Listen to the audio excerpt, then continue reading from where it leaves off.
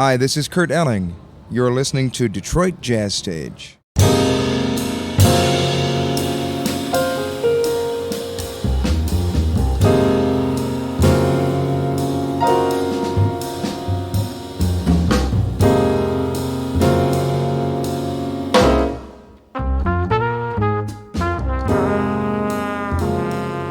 Hi, welcome to Detroit Jazz Stage. I'm Rodney Reeves. And I'm Jim Gallert. This month on Detroit Jazz Stage, we welcome trumpeter, arranger, composer, and former Detroit resident Walt Szymanski. Walt is a veteran of the J.C. Heard Orchestra and the fertile Oakland University jazz scene of the late 1970s. He relocated to New York City in 1992. We were lucky to snag him during his holiday visit to Detroit.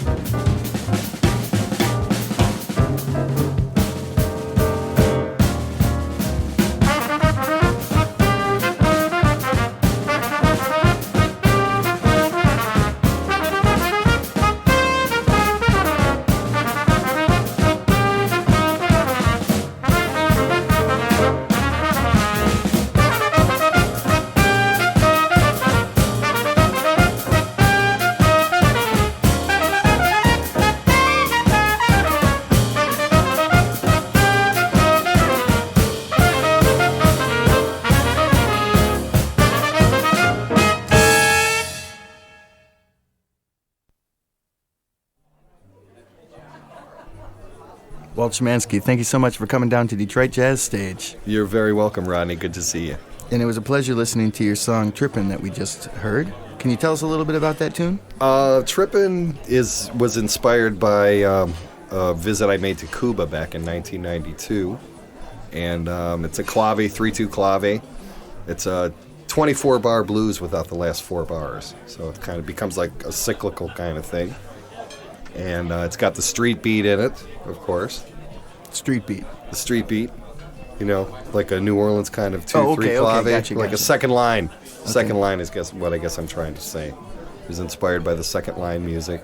I didn't pick up on the whole New Orleans thing, but I did really in a way because I felt the military type thing in the beginning. Right, with the snare drum starting by itself with the horns, right, and then introducing just the rhythm section by itself, and then bringing everyone back together.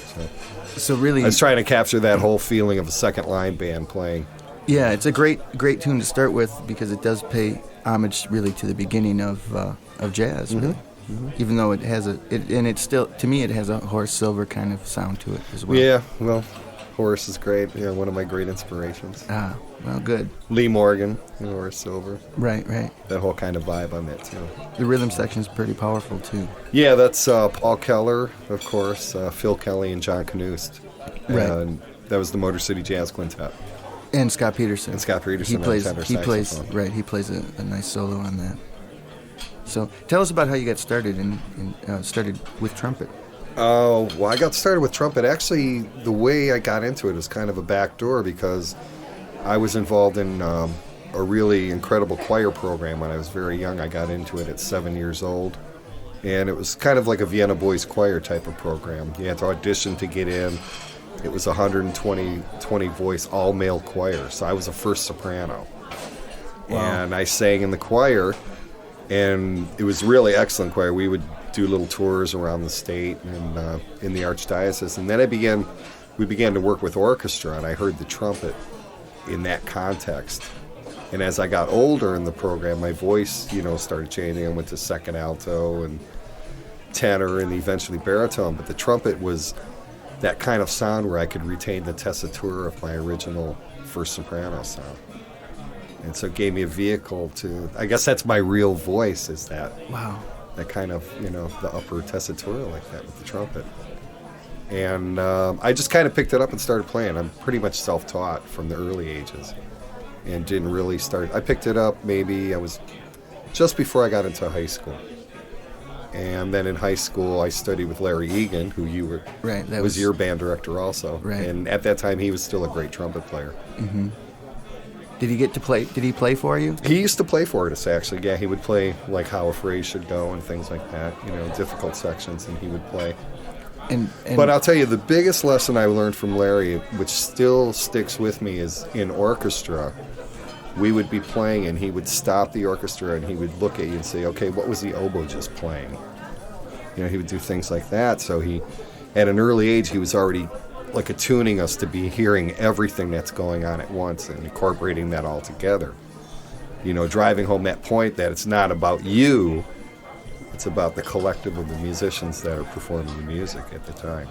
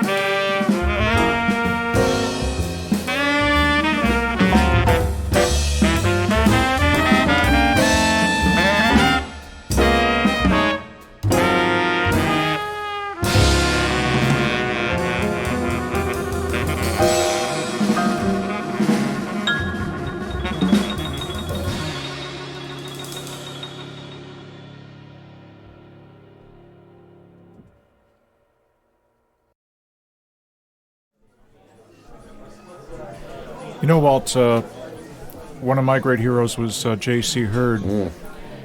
And I remember one thing he told me was that he loved the sound of Teddy Wilson's orchestra, which he played for Teddy, of course, because it was a clean. He really liked the sound of that band. He said it was clean, and it swung, and everybody worked together in that band. And these were ideals that he always tried to carry forward in his own orchestra. And, Absolutely. And of course, you did a lot of arranging for Jay. And was he? How did he? Well, first of all, I assume he influenced you in some ways. And what were those ways? Was it as a composer, an arranger, a role model, or what? All of the above. He was a huge influence in my life because it was kind of a turning point. I was like in my late 20s. And actually, I met him on Mackinac Island. I was the music director at the Grand Hotel at that point. I was arranging for the band up there. And he would come up every summer as a guest band, and he would hear my writing, and he really loved it and said, you know, when you come back to Detroit, I want you to join my band. And so that's how I got in with him. But he encompassed everything about what jazz and entertainment and show business were all about. I mean, he would always say that this is show business, show business, you know. So it was taken for granted that you're going to play great music, but you also have to entertain the audience, and that always stuck with me. That whole thing, you know, we were always happy on stage, and you know, he'd be playing. If someone was listening, he'd be smile, come on, smile, you know, get into it, be happy, and. As far as the cleanliness, what you talk about with the Teddy Wilson, we rehearsed. We rehearsed very, very, very much. I mean, we were rehearsing a lot with the band. Plus, we had a steady gig. So we were playing every week, plus we were rehearsing the band. And I was writing new charts all the time. He would get ideas, and we would meet together and talk about the music. Then he would basically turn it over to me, you know, and say, here, just do what you want to do with it. Did Jay set the tempos for the band? Jay set the tempos, absolutely. Yep, all the time. Yeah, he would count the band off. When he wanted a composition, he would tell me, you know, what kind of tempo he wanted it in, with the kind of feel, if was going to change, any kind of transitions that were going on. He had it all. He had the concept of what he wanted to hear. And in you, we heard a voice that a writing style that could give him what he wanted. Well, give him what he wanted, and using the great musicians that we had. You know, that was the beautiful thing, was I had a palette of all these incredible musicians. So I could basically write what I wanted to write. So we had the big band, but yet we had that small group feel. It always felt like he was playing in a small jazz group, even though it was 13 pieces. Can you tell us some of the people that were playing in the band at that time? Oh, like Marcus Belgrave, George Benson played in the band, Albert Duncan, Ed Gooch, Mike Pashney, Bob Fazekas, Jeff Halsey on bass, Earl Van Riper on piano, Marv Holliday played baritone, Doc Holliday. And how old were you? I was 24 when I first started playing with Jay. Wow. Yeah. Well, talk a little bit about your experience over at OU, Oakland University, with Sam Sanders and the great musicians that you went to school with. I went to school. Yeah. Well, Oakland was like when you look back at it in retrospect, it was one of those things that happened in a moment in time. It was like perfect timing because Motown had just left Detroit, and you had all these great jazz musicians that had played for the Motown label. So we had Marcus Belgrave, Herbie Williams, Sam Sanders, Ed Pickens, Harold McKinney, Jimmy Allen on drums. Who else was up there? Ollie Jackson originally was up there. And Charles Bowles. Charles Bowles, yeah, he came a little later. And Johnny Allen. Ron English on guitar. Yeah, he was our last guest. Oh, yeah, that's great. And the musicians that were there at that time, my peers were, you know, people like Scott Peterson, Mike Basile, Pete Wenger, Steve Shepard, the Lipson brothers, Mark and Steve Lipson. Was Phil there? Phil Kelly? Mm-hmm. Phil Kelly was there, but he was there like the second generation. The first generation, there was kind of like two generations of that program that happened at that time. What sort of music, how did the creative flow work out at OU? I mean, was there a firm direction? You had to go in a certain direction or something led by Sam Sanders or one of these other giants that was playing there? Or was it all very much like an ensemble, like a collective type of thing? Yeah, there were actually 3 different bands. There was the Afram band, which is the one that Doc Holliday directed, and then Sam had his group. He had another big band, and in his big band they played a lot of charts that were his original music. And there was a great pianist working with him, John Catalenic. He was Sam Sanders' pianist. And John and I used to arrange Sam's music for his big band. And I'm trying to remember who had the third big band. There was another band also. But Doc's band, we had all the Dizzy Gillespie music. We had a lot of Frank Foster music. Sam Rivers. It was all kinds of different stuff. And the focus was always on being creative. That was the big focus. Playing together, but creative, and once again, always knowing what's going on, what everybody's doing, because when it came to concerts, the solos were never set, and Doc would just close his eyes and he would point at somebody to start soloing. So you always had to know all the changes for any tune that was happening. It was a great learning experience. Was OU where you started to become familiar with composing? No, I was already writing when my mother was a great musician, not a professional musician, but she played piano and sang all the standards. Really? So I was already like playing piano and picking out tunes when I was, a kid, probably even before high school, like in grade school. So your mother had something to do with you singing over at St. Matthew's there on the east side. Oh, right? yeah, St. Raymond. Oh, Raymond, St. Raymond right. on the east That's side. what I meant. Yeah, exactly.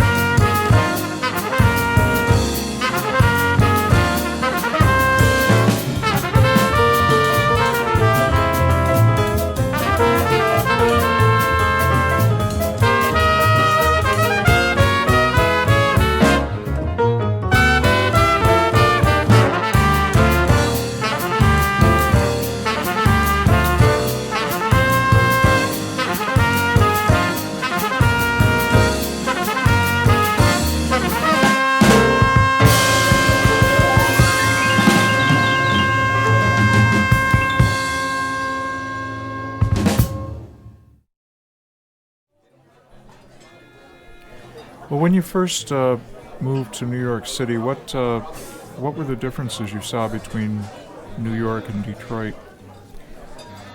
Well, the biggest difference was the massive amount of musicians that could all play well. And it wasn't so much like people get this, and I was like that too when I lived here. You get this kind of misnomer that these guys are so great. But when you move there, you realize the guys in Detroit that are playing great are just as good as anybody in New York that's playing great. Absolutely. But it was just a larger pool of musicians. That was the biggest thing I saw. Of course, there's people that were really at an incredible high level. Sure.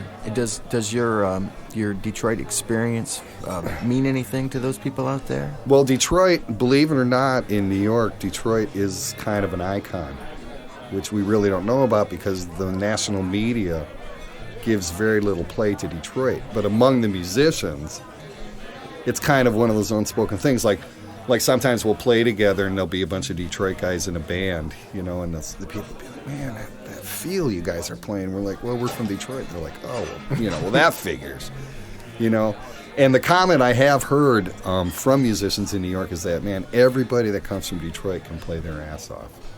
Wow, that's great. Yeah, it's a really great compliment. And it's kind of like the unspoken thing there in New York that if you're from Detroit and you're in New York, you're a great musician. Sure. Yeah. I think our listeners know that. I think so. I noticed, you play great bebop. I mean, you play some wonderful, I guess what today would be called mainstream jazz. Mm-hmm. Is that, do you agree with Barry Harris that bebop is really the end? I mean, you get to bebop, there is nothing more advanced musically than bebop or... I mean, what about like Miles Davis's things? We were talking about Bitches Brew or, On the Corner or Amandla or anything like that. I mean, how do you feel about, did you enjoy listening to that music, first of all? Absolutely, because it comes out of the end result of him being totally immersed in bebop. Because Miles was a bebop player early in his career. He sounded like Fats Navarro a little bit. He's coming out of that concept. And bebop is, like you say, it is the highest level. If you can play bebop, I think you can play. If you're open, though, you have to be open and be willing to take in all kinds of music. But you can play. I think you can play anything once you can play at the highest level of bebop. A great example of that is a tune that you have here called Es Esto Mi Amor, which to me probably should have been Que es esto mi casa caliente. Well, I'm doing kind of a literal translation of the original title because I wrote it over what is this thing called love. Right, obviously. So my title is What is this thing called my love? Got it. Little tongue-in-cheek kind of thing. Yeah.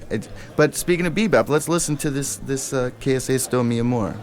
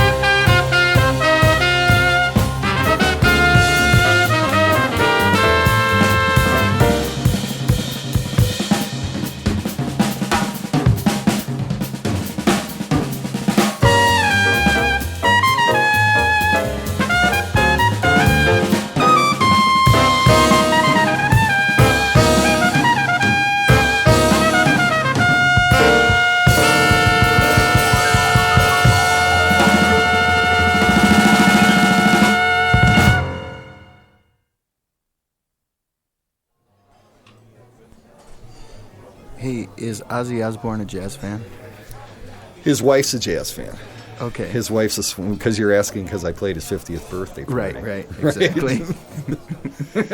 Yeah, I know these things. That was in 1999. We played his 50th birthday party, and his wife Sharon is a big swing fan, and we went out there with the George G Orchestra, and George G is kind of the swing impresario of New York City. Oh yeah, he's got a huge MySpace following. He's got a huge following. We go all over the country. We've been to Japan a few times with that group. Actually, we're trying to work out some things in Korea and China right now for next year. And and that's how we got that gig, because she had heard of. I think she actually saw us playing at Merv Griffin's club in Beverly Hills about a year before that, and she hired us to play for Ozzy's 50th birthday. It was pretty interesting. So, coming back to New York City and more mundane things, how would you characterize the jazz scene in New York City? I mean, is there a market for New Orleans style jazz? I mean, a la Wynton Marsalis or Art Blakey. I mean, what plays in New York City nowadays? Is it a mainstream town? Somewhat mainstream in the more known clubs. Yeah, of course, the Blue Note, Birdland, the Iridium, the Vanguard. Those have stayed more mainstream, but there's a whole exciting creative scene going on in the East Village, like the Lower East Side, Ludlow, around there, and because there's so many kids coming out of the colleges now, and they've created all these scenes down there. Is it something akin to the loft scene of the 1960s, I wonder? It's kind of like the loft scene, but they're combining a lot of elements. They're combining beats and computers and improvisation and things like that, and just all kinds of different combinations of groups. It's really interesting. Do you like electronic music? I like everything. Yeah. Do you play it? I mean, I do. Yeah, I have a wah-wah pedal, and yeah, I love electronic music. Actually, I play. I've done many recordings for Greg Utek. I don't know if you're familiar with him. I'm not. But he's actually here in the Detroit area, but he does techno music. And I've done a couple cuts that have actually made it quite high up on the charts in Germany. So I actually have a little following in Germany in the techno. Really? Yeah, it's really amazing. That's cool. Really amazing. I get, especially now with MySpace. Right. Oh yeah. So I get all these people want to be my friends, and they've heard me do this thing. They don't even know. Right. They've probably never even heard me do what my heart is really. Yeah. And, I mean, but my heart is into anything that I play. Music is music. You have to be there no matter what you're playing. It's got to be all there. And the New Orleans thing is, you asked me about that. That's a lot bigger in New York. Actually, I have a group, Jambalaya Brass. And we're a second line band, and we're inspired by the Dirty Dozen. Ephraim Towns is a good friend of mine, the leader of the Dirty Dozen. Oh, great band. Great band. And the Hot Eight, Rebirth, Little Rascals. They're all friends of ours. And because of Katrina, a lot of the cats moved up to New York. So there's a little more of a scene. Plus, it's good for us because if we have a gig and some guys can't make it, we've got a really nice pool of cats to draw in, to play with. So so in a way, it was kind of a mixed blessing because it brought a broader base of people now, that are listening to the second line music in New York. The diaspora, New Orleans diaspora. Exactly. Yeah.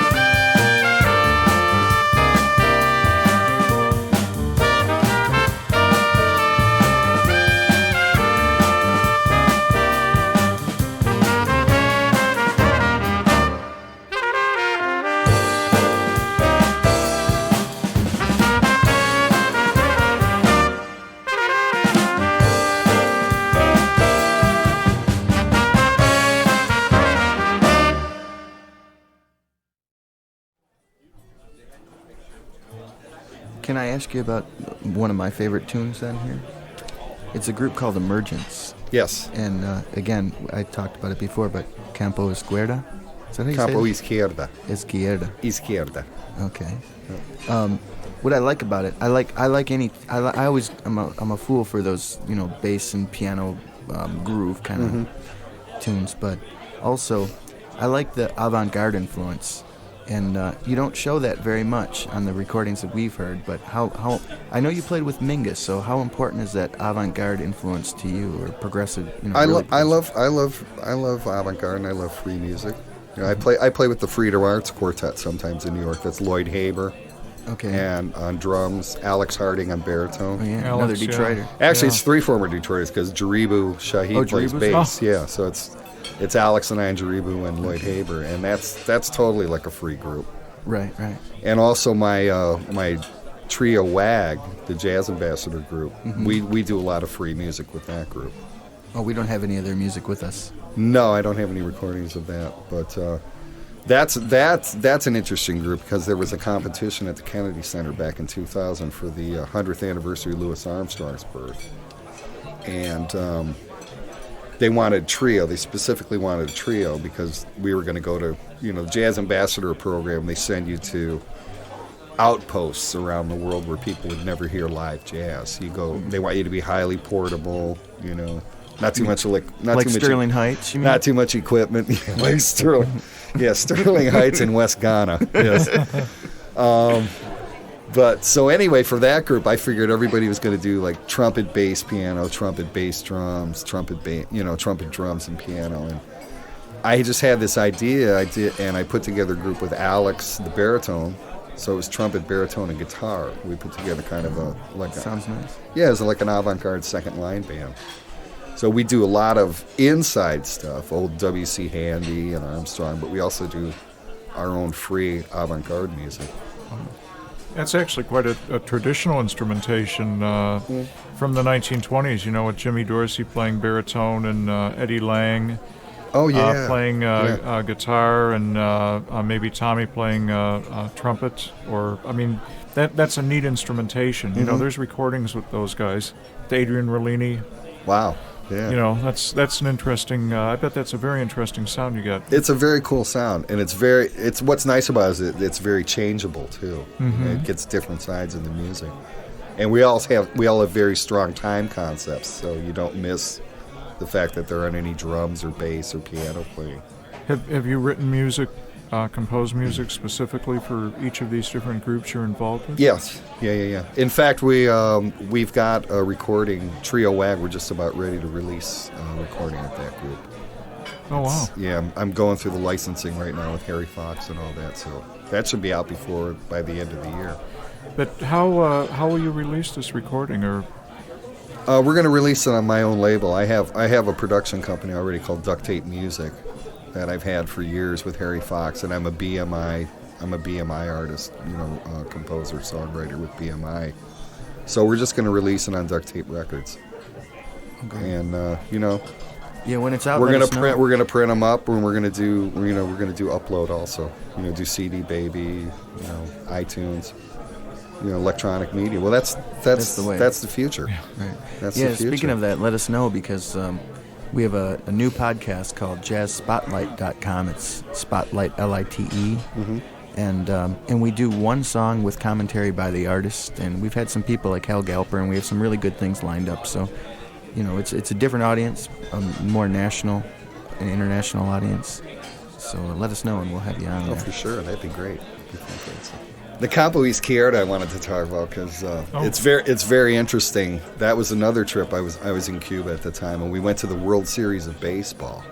Wow! And it was in Matanzas. We went to the Cuban World Series of Baseball, and it was in the city Matanzas. I think it's about maybe like a 40-minute ride from Habana, and it was really interesting. We pull into the town, and the entire city is dark except for the baseball stadium. They needed all the energy of the city just to run the lights in the baseball stadium. Wow.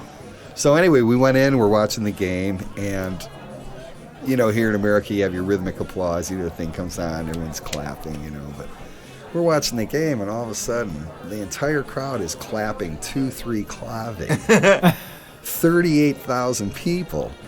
Now, on top of that, the people with beer bottles are playing Kaskara on the railing. So you've got 38,000 people going. And then the beer bottles are going. And I'm thinking, like, man, you can't even get people to clap on 2 and 4 in America. Right. These people are playing Bembe, 38,000 people. And that's where that song came out of. I started hearing the bass line and the rhythm pad for it. Oh, gotcha. So left field was So left field is literally left Right. field. It's probably not even correct the way you refer to it. There's got to be another way to say left field in baseball. Well, That's like a literal translation. It works for Babelfish. It worked for Babelfish.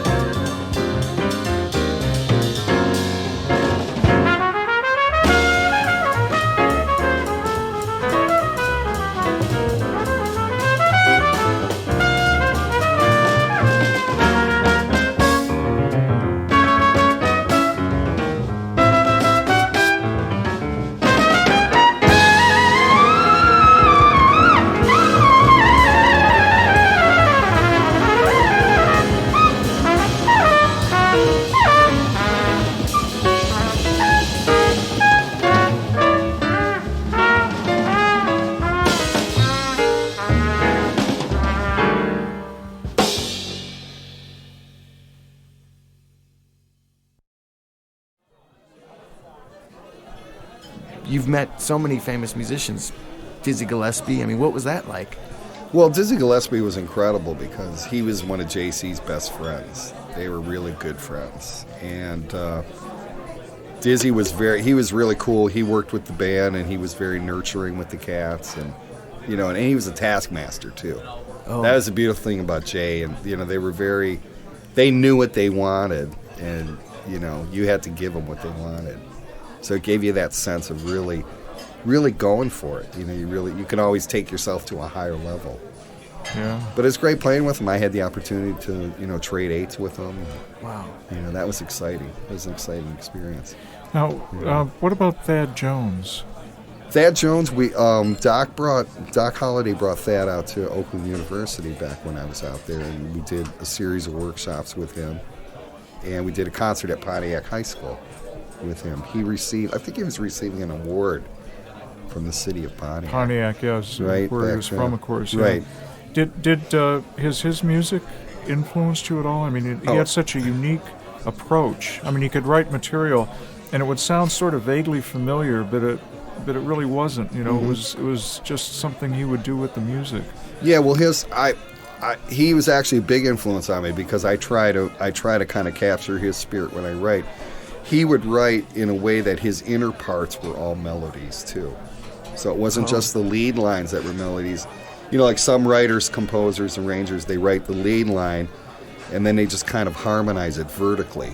A homogeneous kind of harmonization, like directly vertically below each note. That goes there, that chord. But he wrote more linearly, so each part had its own direction and focus.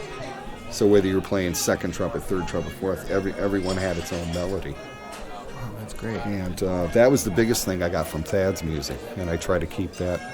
I try to keep that concept, and that comes from like every melody note has like another alternate change you can always put with it. Sure.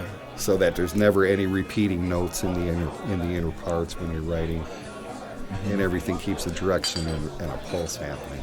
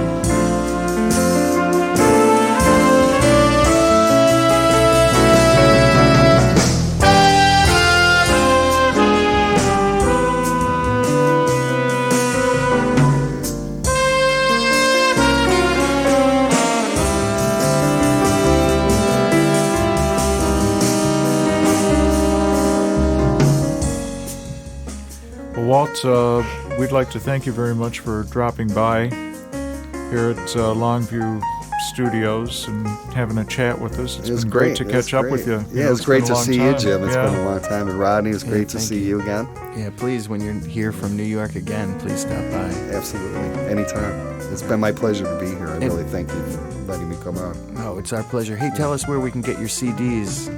My CDs, you can contact me actually from my website if you go to waltszymanski.com. And Szymanski is SZYMANSKI. And you can do that in English and Spanish. You can do it in English and Spanish and German and Polish.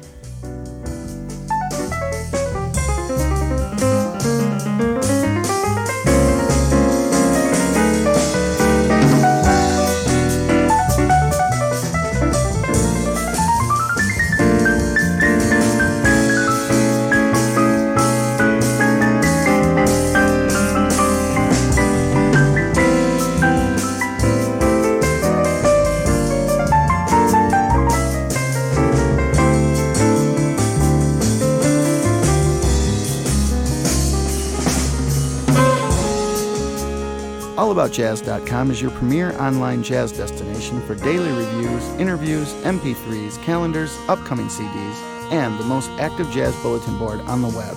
All this, plus over 14,000 musician profiles, makes All About Jazz the spot for enthusiasts and professionals alike. Time magazine calls All About Jazz a great starting point for the jazz newbie and a plum resource for serious jazz lovers too. Join the other 1.5 million readers worldwide and discover the hottest joint for jazz on the web at allaboutjazz.com.